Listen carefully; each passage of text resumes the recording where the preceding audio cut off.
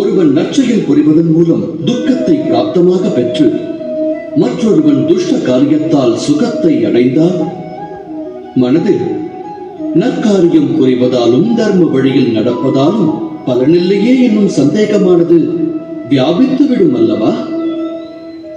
ஆனால் துஷ்ட ஆத்மா எதை பிராப்தமாக பெறும் என்பதையும் அறிய வேண்டும். துன்பத்தை விளைவிக்கும் ஹிருதயம் என்றென்றும் சஞ்சலத்தில் விழலக்கூடியது. எப்போதும் இதயத்தில் போராட்டங்கள் முளைத்துக் கொண்டிருக்கும். அவநம்பிக்கை அம்மனதை வாழ்வுள்ள வரையில் விரட்டும். அதுவா சுகம்? எப்போதும் தர்ம வழியில் நடப்பவர்கள், நற்பணியை செய்பவர்கள், சன்மார்க்கத்தில் திளைப்பவர்கள் மனம் அமைதியை தேடும். இடையில் விளையும் தீமையால் அவரின் சுகத்தை வெல்ல இயலாது. இவ்வுலகத்தில் மரியாதை, உள்ளத்தில் சந்தோஷம் என்றும் நிலைக்கும். அதாவது நல் வழியில் சென்றால் சுகத்தை அடையலாம் என்பது தவறாகும். நல் வழியில் செல்வதே சுகமான காரியம்.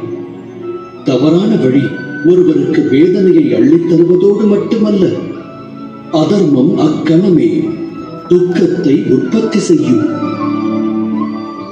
தர்மத்தால் சுகம் விளைவதில்லை, தர்மமே அற்புத சுகமாகும்.